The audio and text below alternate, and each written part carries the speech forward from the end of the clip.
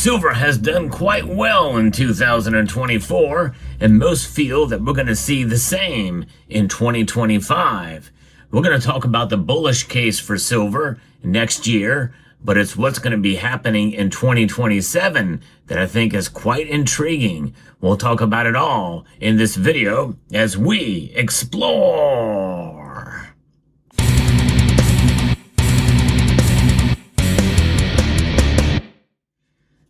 Silver's run up in 2024 has been amazing. In fact, if you started stacking at the beginning of the year, you've seen some pretty big gains, around 30%, give or take, depending where the market is by the time you see this video.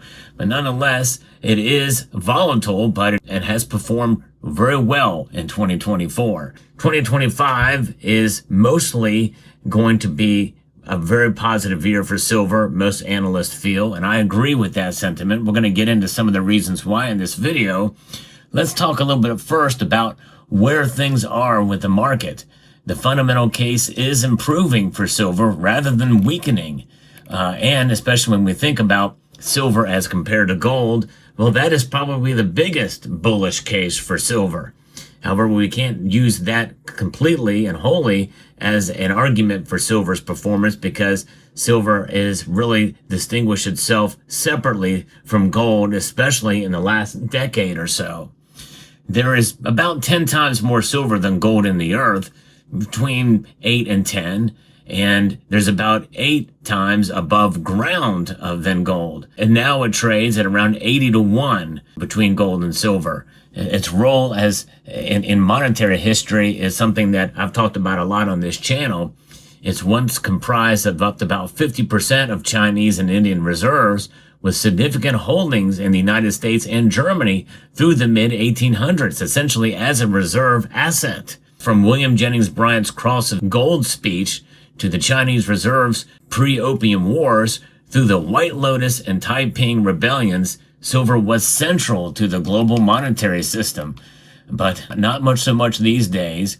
This disconnect essentially is something that we've been seeing since the 1800s. That's really where it started, as other uses for silver have been found. And so that has changed the dynamic. So no longer can we necessarily tie it to those natural ratios or even fixed ratios of the past. We're going to get into that in a moment here too, but stay tuned because I'm going to show you a new piece of silver that I accumulated. I'm curious to see what your thoughts are about it. And I've actually got a new silver coin too I'm going to show you as well. Only 2 times in history has silver skyrocketed to $50. If it happens again, it won't be nearly as big a deal as it was the prior times because of inflation. But what if silver were to perform like Bitcoin or other stocks like Nvidia in recent years that have exploded? It would most certainly explode well beyond and into the hundreds of dollars. And given silver's track record over the last decade or so, I don't think we should expect that anytime soon.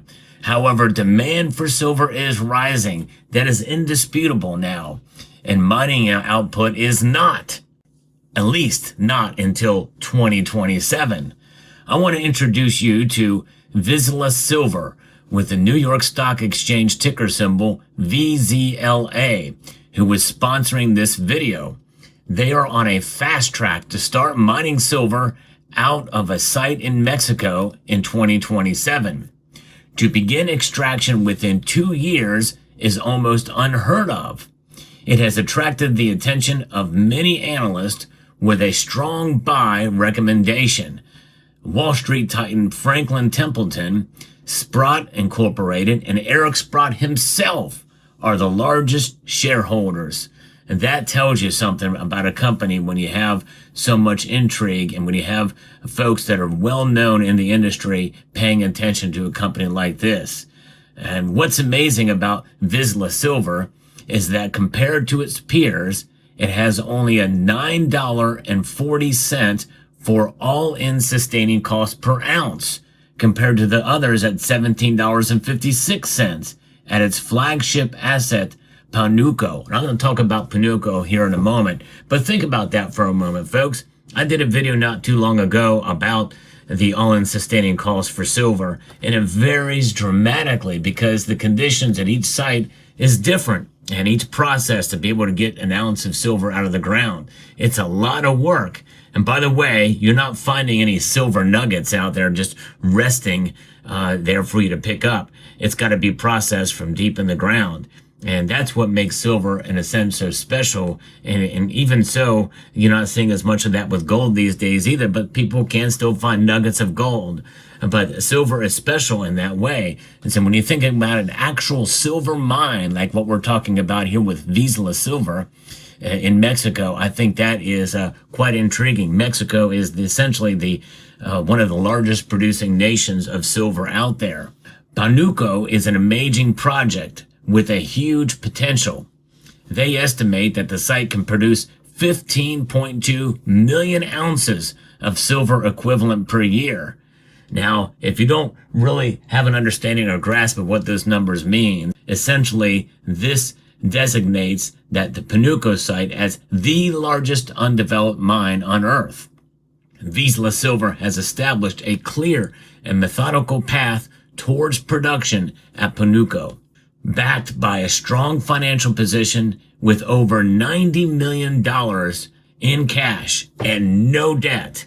That is also a very good sign of an exploration company to look out for when they have no debt and they have a lot of money available and ready to go. They are on the fast track, and they have a great managerial team as well that have a lot of experience. And so when you look at a company like this, it is an exploration company. And so there's still a lot to look into. So I want to encourage you to do your own research and due diligence over at Vizsla Silver today. I'm going to put a link in the description of this video to their website. And so I encourage you to check it out, reach out to them, research the company. And they are trading on the New York Stock Exchange with the ticker symbol VZLA. So that is what's happening in 2027. And when you think about all the exploration that's going on out there and also other places that are looking to get silver out of the ground, it's to meet that big demand.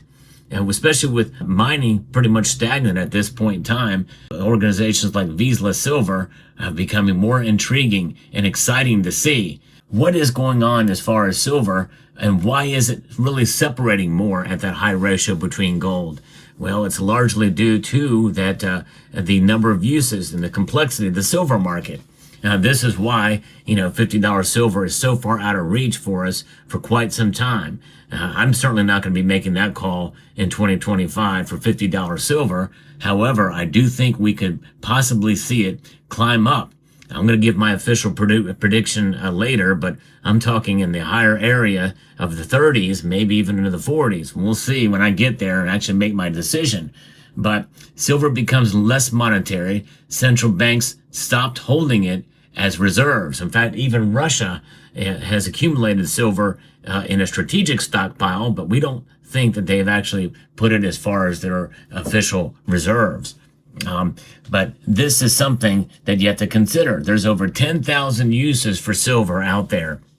And those uses, by the way, continue to grow and make the market complex. There's also a lot of derivative trading in the markets for silver too.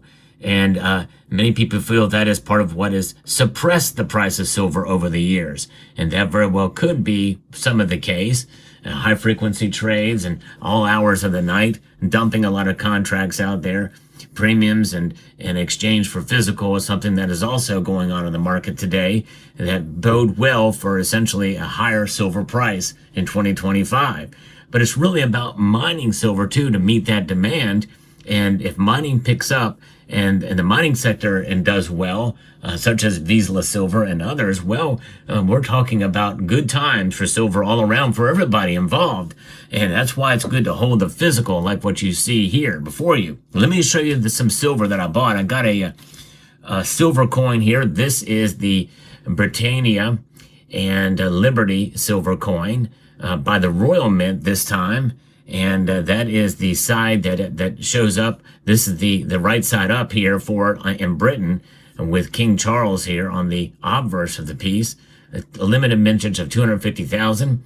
I got this, and so just something to have to the stack and collection here. A little bit of silver there, but also got this from a local coin shop. This is pretty cool in a I don't know if this is the original plastic wrapping. I'm guessing it probably is. But this is a 5-ounce JM Johnson Matthey bar. Cast bar here. Pretty wild. And the serial number, oh no, it's 999 plus there. And manufactured in the USA. Stamping here. This is a pretty cool piece. I'm still not sure. Should I take it out of the package or not? What do you think? Post in the comments section below. It's kind of neat that it's been untouched. It's not tarnished in any way. The back here you can see with the casting lines there on it. But kind of cool to see a piece like this, and just saw it and it's like, you know what? I want to get something a little bit different and unique. I'm just torn as to whether or not I should take it out of the plastic. Let me know what your thoughts are in the comment section below. What are your thoughts about silver in 2027? And places like Vizsla Silver and what they're starting to mine in that time frame. What are your thoughts about silver's price in 2025? Where do you think it will top out at in 2025? I'd love to know, and put it in the comment section down below what you think. And I'd like to extend a multitude of gratitude to each and every one of you for taking the time to watch this video, and to encourage you to please rate, share, comment, and subscribe.